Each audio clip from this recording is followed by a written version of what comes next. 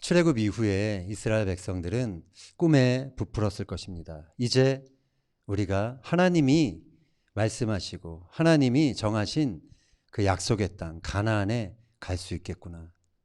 그들은 하루라도 속히 이 가나안 땅에 도달하고 싶었을 것입니다. 그런데 이스라엘 백성이 먼저 마주친 것은 광야라는 황량한 현실이었습니다. 광야는 결코 원해서 가게 된 곳이 아니었죠.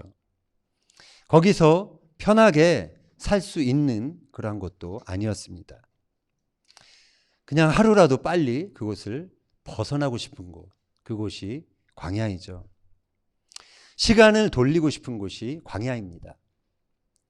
시간을 거꾸로 돌려서 그냥 다시 애굽이라는 옛 시절로 돌아가거나 아니면 아직 이르지 않은 그 가나안에 빨리 가고 싶은 마음이 들게 하는 곳, 그런 곳이 바로 광야라 할 수 있습니다.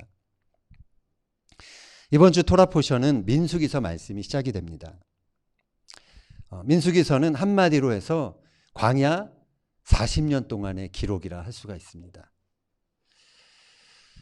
히브리어로는 민수기서 제목이 베미드바르입니다. 광야에서라는 제목이 붙은 책이 바로 민수기서입니다. 이스라엘 백성들은 왜 그렇게 오랜 시간 동안 광야에 머물러야만 했을까요? 왜 하나님께서 사랑하는 그의 백성들에게 가나안까지 가는 직항로를 깔아주시지 않았을까요? 우리의 삶에서도 우리가 기대하지 않았던 순간에 광야가 찾아올 수가 있습니다. 인생의 광야를 마주칠 때 우리의 반응도 이스라엘 백성들과 별반 다르지 않을 것입니다. 힘들다. 왜 이런 광야가 나에게 허락되었을까? 자, 우리가 그러한 인생의 광야를 마주칠 때 어떻게 그 시간을 잘 통과할 수 있을지 우리가 말씀을 통해서 함께 은혜를 나누고자 합니다. 이스라엘 백성들이 이제 애굽에 있었을 때 우리 지도 한번 띄워주시면 애굽에서부터 가나안까지는 사실 좀 빨리 걸어가면 일주일이면 갈 수 있는 거리입니다. 해변길, 대로가 있었기 때문에 그곳으로 가면 쉽게 도달할 수 있는 길이었습니다. 그런데 왜 하나님은 이 해변길로 인도하시지 않았을까요? 이유는 간단합니다. 이스라엘 백성들이 준비가 되지 않았기 때문에 그렇습니다. 출애굽기 13장 17, 18절 읽겠습니다. 바로가 백성을 보낸 후에 블레셋 사람의 땅의 길은 가까울지라도 하나님이 그들을 그 길로 인도하지 아니하셨으니 이는 하나님이 말씀하시기를 이 백성이 전쟁을 하게 되면 마음을 돌이켜 애굽으로 돌아갈까 하였음이라. 그러므로 하나님이 홍해의 광야 길로 돌려 백성을 인도하시매. 그 이유가 잘 설명되어 있죠. 가나안 땅 그 해변길에는 블레셋 민족이 딱 버티고 있었죠. 하나님은 블레셋의 전력을 알고 계셨습니다. 이스라엘 백성들이 아무 준비 없이 이곳을 통과하다가 정말 블레셋에게 아주 많이 얻어 터질 것을 알고 있었던 것입니다. 하나님은 다 계획이 있으셨습니다. 그래서 그의 백성들을 대로가 아닌 광야길로 인도하신 것이죠. 그런데 백성들은 광야에 들어서면서 하나님의 함께하심보다 그들의 결핍에 주목하기 시작했습니다. 물이 없고 먹을 것이 없다고 아우성치기 시작했죠. 애굽 땅 고기 가마 곁에서 배부르게 떡을 먹었던 그 시절을 그리워했습니다. 그리고 다시 애굽으로 돌아갈 것을 그렇게 도모하기도 했었죠. 그런데 하나님은 광야에서도 그들을 만나로 먹이셨고 또 메추라기로 고기도 먹게끔 그렇게 하셨죠. 이전과 같지는 않았지만 광야에서도 그들은 부족하지 않게 공급받을 수 있었던 것입니다. 그리고 하나님은 출애굽 이후에 50일 만에 시내산에서 또 토라를 주시죠. 하나님의 말씀을 주십니다. 그리고 출애굽한 지 1년 후에는 성막이 완성되게 하십니다. 그래서 광야에서도 내가 너희와 함께한다, 내가 너와 동행한다, 그 임재를 그 백성들에게 나타내 보여주신 것이죠. 이 성막이 세워지고 한 달 뒤의 이야기, 그것이 바로 오늘 우리가 시작하게 되는 민수기서의 그 이야기입니다. 민수기서 1장 1절에서 3절 같이 한번 읽겠습니다. 이스라엘 자손이 애굽 땅에서 나온 후 둘째 해 둘째 달 첫째 날에 여호와께서 시내 광야 회막에서 모세에게 말씀하여 이르시되 너희는 이스라엘 자손의 모든 회 중 각 남자의 수를 그들의 종족과 조상의 가문에 따라 그 명수대로 계수할지니 이스라엘 중 20세 이상으로 싸움에 나갈 만한 모든 자를 너와 아론은 그 진영별로 계수하되. 자, 하나님은 성막이 완성된 뒤에 이제 광야 2년 차를 맞이한 이스라엘 백성에게 명령을 내립니다. 인구를 조사하라. 왜 인구를 조사할까요?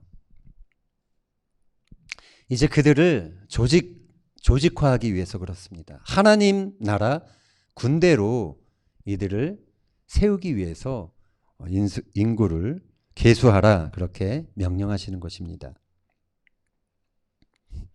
이스라엘 백성은 이제 노예에서 하나님의 사명을 수행할 수 있는 민족으로 준비돼야 했던 것입니다. 노예에서 하나님 나라 군대가 되는 것, 그것은 정말로 거대한 변혁이었습니다. 그래서 그들은 지파별로 이제 숫자가 세워지게 되는 것이죠. 그리고 성막을 중심으로 진을 따라 배치가 되게 됩니다. 그림을 잠깐 보시면 세 지파별로 동서남북, 그래서 12지파가 성막을 중심으로 이렇게 광야에 진을 치게 된 것이죠. 그리고 각 진영에는 그들을 상징하는 깃발이 그 진영 위에서 펄럭이고 있었습니다. 민수기서 2장 17절 보겠습니다. 그 다음에 회막이 레위인의 진영과 함께 모든 진영의 중앙에 있어 행진하되 그들의 진친 순서대로 각 사람은 자기의 위치에서 자기들의 길을 따라 앞으로 행진할지니라. 자, 깃발을 따라 행진하라라는 명령을 하고 계십니다.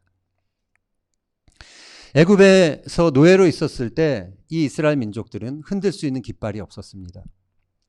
그러나 이제 이들은 깃발을 함께 흔들며 가나안을 향해 행진하는 하나님의 언약 백성이 된 것입니다. 더 이상 존재감 없는 노예들이 아니었습니다. 생존을 위해 각자 힘든 싸움을 해야만 했던 그런 사람들도 아니었습니다. 그들은 이제 하나님 나라의 그 언약이 있는 백성으로 함께 행진하는 공동체의 한 사람 한 사람이 되었던 것입니다. 자, 그런데 흔들 수 있는 깃발이 있다고 해서 광야를 잘 통과할 수 있었던 것 같지는 않습니다. 깃발을 흔든다고 밥이 나오지 않죠. 우리가 나중에 살펴보겠지만 지파별 리더들이 가나안에 이제 정탐을 가죠. 정탐을 마치고 돌아와서 부정적인 보고를 했을 때 이들의 존재감은 완전히 무너지게 됩니다. 깃발과 함께 펄럭였던 그들의 꿈, 그들의 희망, 그들의 어떤 자존감들은 그냥 하루아침에 무너져 내리고 맙니다. 자신들이 보기에도 우리는 메뚜기와 같다, 그렇게 집단적인 열등감 컴플렉스에 이들은 빠지게 됩니다. 광야를 만날 때 우리는 내가 사회적으로 내세울 수 있는 그런 깃발이 있어도 무력감을 느낄 때가 있는 것 같습니다. 내가 인간적으로 할 수 있는 일들이 없기 때문에 무력감을 느끼는 것이죠. 갑자기 성공의 대열에서 멀어진 것 같거나 감당하기 힘든 일을 마주할 때, 아니면 자녀들이 내 뜻대로 안 되는 상황을 맞이할 때 우리는 무력감에 빠집니다. 내가 할 수 없는 것, 내가 애쓰고 막 여러 가지 방면으로 고민을 해도 답이 나오지 않는 그런 상황 가운데 빠질 때 우리는 무력감에 빠집니다. 무력감이 깊어지면서 염려와 불안이 우리 안에서 커지게 되죠. 나를 고통스러운 광야의 현실로 인도한 모든 것에 대한 원망이 커지게 됩니다. 직장 상사든 아니면 내 위에 계신 하나님이든 이 상황을 허락했을 것 같은 대상에 대한 불만과 원망이 쌓이는 것입니다. 이러한 때 우리는 하나님이 나에게 왜 이런 광야를 허락하셨을까? 이렇게 질문하며 하나님의 의도를 헤아려 봐야만 하는 것입니다. 하나님은 우리에게 왜 광야라는 현실을 허락하실까요? 광야가 히브리어로는 미드바르입니다. 미드바르. 우리 스펠링 보시면 히브리 단어를 보면 이게 미드바르 이렇게 읽으면 광야고요. 메다벨 하면 말하다라는 뜻입니다. 똑같은 단어가 사용되면서 이렇게 두 가지 뜻으로 쓰일 수가 있습니다. 성경에서는 광야가 하나님께서 말씀하시는 곳으로 묘사됩니다. 호세아서를 보면요, 하나님은 우상에 빠진 유다 백성을 바람난 아내로 표현합니다. 그러면서 이러한 말씀을 선포하시죠. 호세아서 2장 14절 보겠습니다. 그러므로 보라, 내가 그를 타일러 거친 들로 데리고 가서 말로 위로하고. 자, 여기서 거친들이 바로 미드바르입니다. 그리고 말로 위로한다. 여기서 메다벨이 사용되었습니다. 하나님이 미드바르에서 메다벨 하시겠다라고 말씀을 하고 계시죠. 이처럼 광야는 하나님께서 말씀하시는 곳으로 묘사되고 있습니다. 호세아서 2장 15절 16절 같이 보겠습니다. 거기서 비로소 그의 포도원을 그에게 주고 아골 골짜기로 소망의 문을 삼아주리니 그가 거기서 응대하기를 어렸을 때와 애굽 땅에서 올라오던 날과 같이 하리라.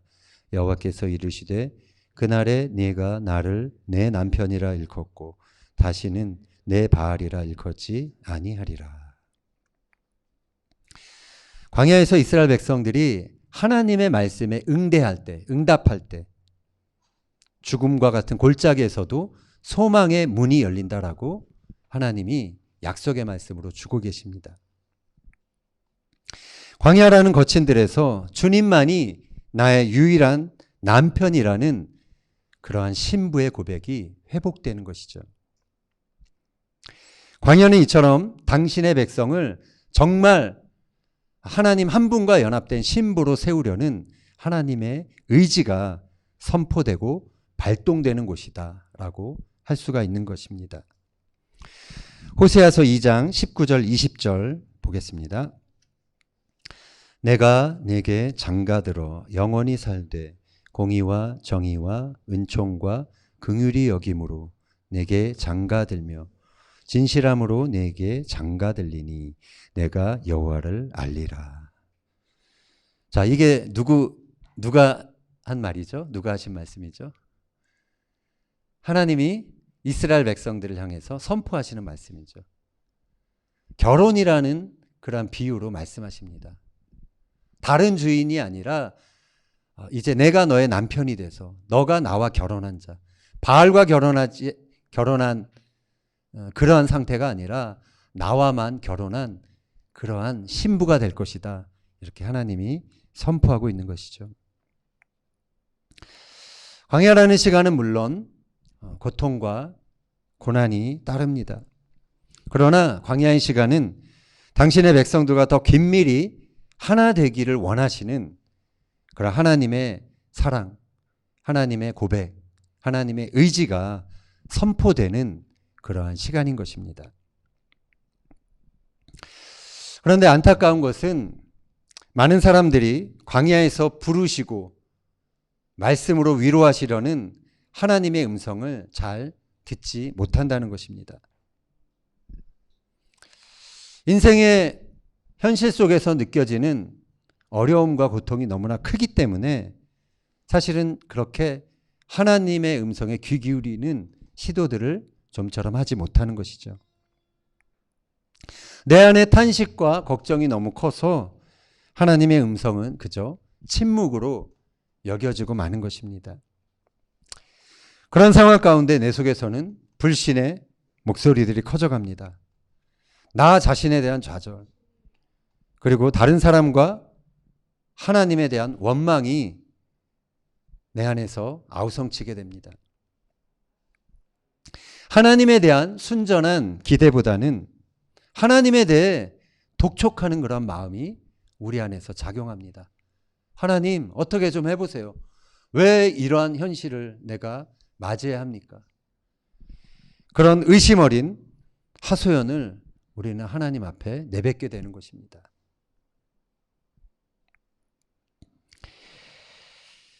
그래서 광야를 걸을 때 사람들이 보통은 삐딱하게 걷게 되는 것을 보게 됩니다. 원망이 커져 있을수록, 염려와 불안이 커져 있을수록 하나님의 음성은 잘 들리지 않습니다. 그러나 내 내면과 외부에서 들리는 말들을 우리가 잠재우고 오직 하나님께 귀를 기울일 때 하나님의 음성은 이 호세아에서 표현하고 있는 것처럼 열정적인 사랑의 계시로 우리에게 들려오게 될 것입니다. 하나님은 우리를 벌 주시기 위해 우리를 광야로 불러내시는 분이 아니십니다. 우리와 함께 대화하고 우리를 광야 가운데서 다른 하나님의 목적과 비전으로 인도하시기 위해 우리를 때로 불러내시는 것입니다. 성경의 여러 인물들이 광야에서 하나님을 만났습니다. 아브라함은 네게부 광야에서 밤하늘에 그 별을 보면서 내가 너로 큰 민족을 이루겠다라는 그 하나님의 언약에 대한 믿음을 키웠습니다. 모세 역시 하나님의 부르심을 호렙산 광야에서 받게 되죠. 호렙은 황무한이란 뜻입니다. 황무한 광야에서 세미하게 들리는 하나님의 음성을 모세가 들었던 것입니다. 다윗도 그가 왕이 되기 전에 무수한 시간을 광야에서 쫓기는 그런 시간을 가졌습니다. 그러나 그에게 광야는 유일한 피난처였고 하나님께 그의 마음을 토해낼 수 있는 그러한 곳이 되었습니다. 만약에 다윗의 인생에 광야가 없었다면 우리가 아는 다윗, 성경 속에서 우리가 찾아볼 수 있는 그 다윗은 아마 우리가 만나볼 수 없었을지도 모르는 것입니다. 예수님께서도 공생애를 시작하시기 전에 광야에서의 시간을 보내셨던 것을 우리는 잘 알고 있습니다. 마귀가 그 유대 광야에서 예수님을 만나 시험했죠. 그때 예수님은 말씀으로 그 마귀의 시험을 이제 대응하십니다. 사람이 떡으로만 살 것이 아니오 하나님의 입으로부터 나오는 모든 말씀으로 살 것이라 하였느니라. 하나님의 말씀, 그것이 예수님 심령 안에서 생명이 되어서 그 말씀으로 그 유혹에 흔들리지 않고 그의 시험을 통과할 수 있었던 것입니다. 광야의 시간을 통해서 예수님께서도 이 마귀의 시험을 이길 수 있도록, 그리고 공생애를 하나님의 그 능력에 붙잡혀 행할 수 있도록 그렇게 준비되신 것입니다. 광야는 이처럼 많은 성경의 사람들이 하나님 나라의 사명을 위해 다시금 하나님의 말씀으로, 하나님의 비전으로 준비된 곳이었던 것이죠.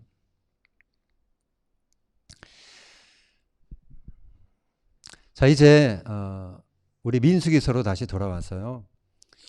우리가 마지막에 살펴볼 것이지만 광야를 다 통과한 이스라엘 백성들을 한번 상상해 봤으면 좋겠습니다.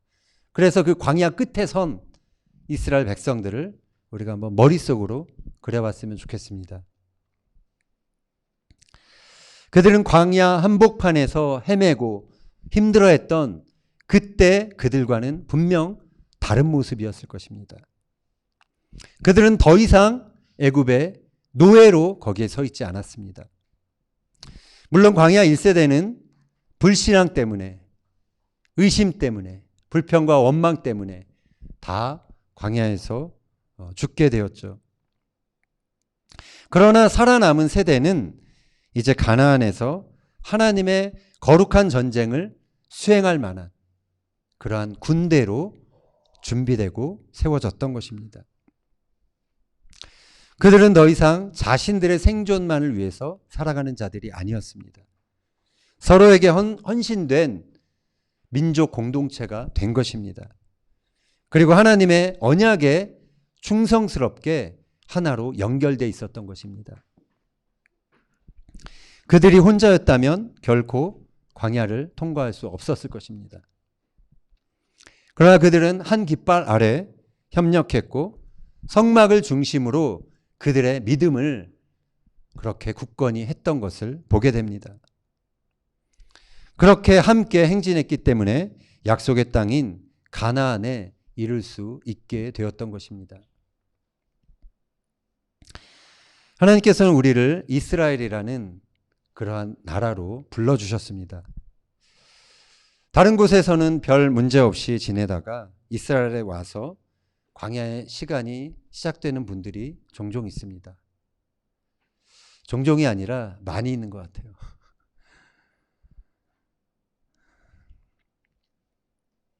광야의 시간을 스스로 선택하고 싶은 사람은 결코 없을 것입니다. 그러나 우리는 어쩔 수 없이 때로는 광야라는 시간을 홀로 걸어야 할 때가 있는 것이죠. 광야는 인간적으로 생각할 때 정말 답이 나오지 않는 곳입니다. 절망스러운 곳입니다. 내 계급장이 먹히지 않는 곳입니다. 내 과거의 경험이나 경력이 아무 소용이 없는 곳입니다. 나의 존재를 드러낼 수 있는 아무도 그것에 주목하지 않는 그러한 곳입니다. 광야는 그야말로 내가 하나님 앞에 벌거벗은 모습으로 설 수밖에 없는 그러한 곳인 것이죠. 오직 하나님과 나만 남게 되는 곳이 광야입니다. 그래서 광야야말로 진정 하나님의 말씀을 듣고 전적으로 하나님 한 분만 찾을 수 있고 그 얼굴을 구할 수 있는 그런 환경이 되는 것입니다.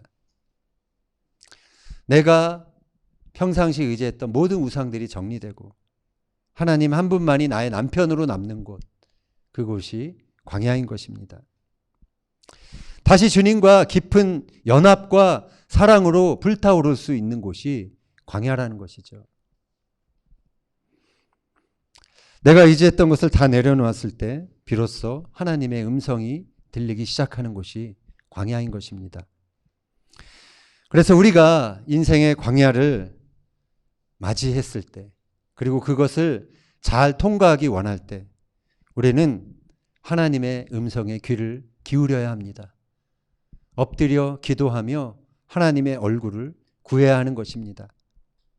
내가 의지하던 것을 다 끊고 하나님 앞에, 그분 앞에 홀로 서야만 하는 것입니다.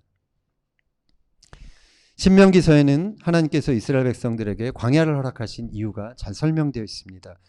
8장 2절 3절 읽겠습니다. 내 하나님 여호와께서 이 40년 동안에 내게 광야 길을 걷게 하신 것을 기억하라. 이는 너를 낮추시며 너를 시험하사 내 마음이 어떠한지 그 명령을 지키는지 지키지 않는지 알려 하심이라. 너를 낮추시며 너를 줄이게 하시며 또 너도 알지 못하며 내 조상들도 알지 못하던 만나를 내게 먹이신 것은 사람이 떡으로만 사는 것이 아니요 여호와의 입에서 나오는 모든 말씀으로 사는 줄을 내가 알게 하려 하심이라. 아멘. 자, 이 말씀처럼 결국 광야를 만날 때 그것을 통과하는 유일한 비결은 하나님의 말씀을 내가 붙잡는 것입니다. 나에게 주시는 말씀을 붙잡는 것입니다. 그분의 말씀을 먹고 사는 것입니다. 내 판단, 내 기대, 내가 옳다고 생각했던 그 모든 합리적인 기준들을 다 내려놔야 하는 것입니다.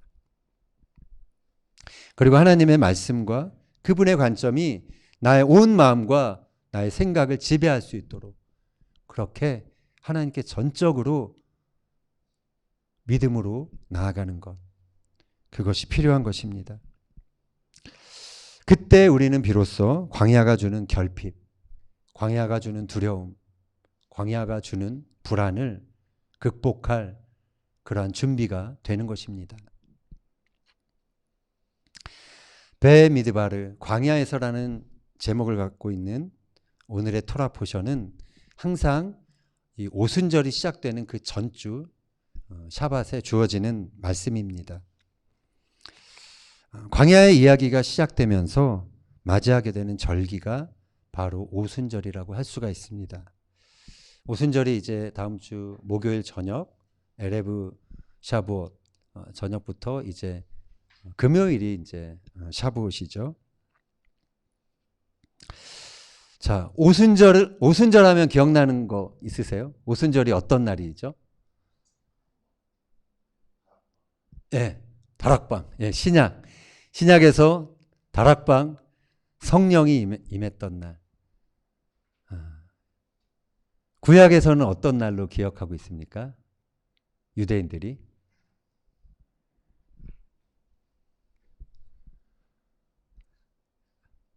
예, 이 부분은 아직 잘. 예. 구약에서는 하나님의 백성들이 시내산에서 토라를 받은 날. 하나님의 언약 백성으로. 하나님과 결혼한 날이라고 생각을 해요. 이 유대인들은. 그리고 신약의 하나님의 백성들은 이 오순절에 성령을 받았습니다. 성령을 통해서 하나님의 신부인 교회로 탄생한 날이죠.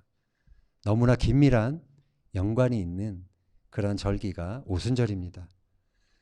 상당히 중요한 절기예요.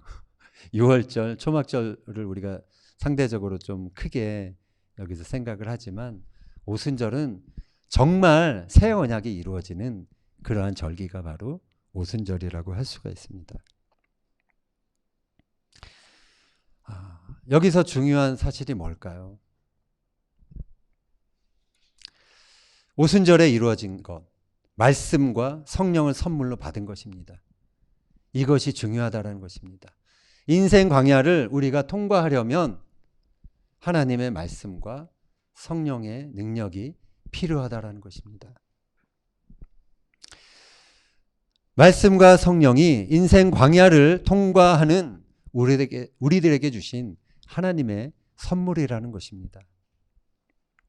이것은 있어도 되고 없어도 되는 그러한 것이 아닙니다.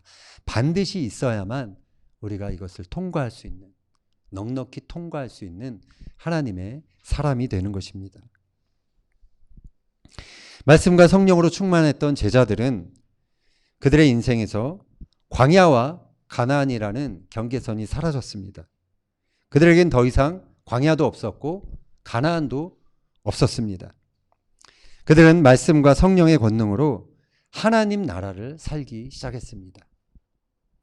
하나님 나라 백성은 이 광야와 같은 세상에서도 하나님과 동행하는 특권을 가진 사람들입니다. 사랑하는 사람과 함께 있으면 우리는 어디라도 갈 수 있다라는 그런 고백을 하게 되죠. 마찬가지입니다. 사랑하는 분과 우리가 함께 있다면 우리가 광야에 있든지 우리가 가나안에 들어갔든지 그것은 중요한 사실이 아니라는 것입니다.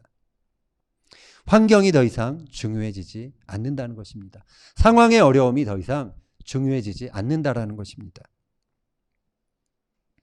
이 오순절에 우리는 하나님의 말씀을 회복하길 바랍니다. 그리고 성령의 세례와 성령의 능력을 회복하는 그러한 기회가 되기를 바랍니다. 그리고 하나님의 사랑을 다시 한번 회복하는 그러한 시간들이 되기를 바랍니다. 그래서 광야와 같은 현실 속에서도 말씀의 능력, 성령의 능력, 사랑의 능력으로 광야의 시간을 통과하게 되는 주의 백성들이 되길, 주님의 군대들이 되길 예수님의 이름으로 축원합니다. 아멘.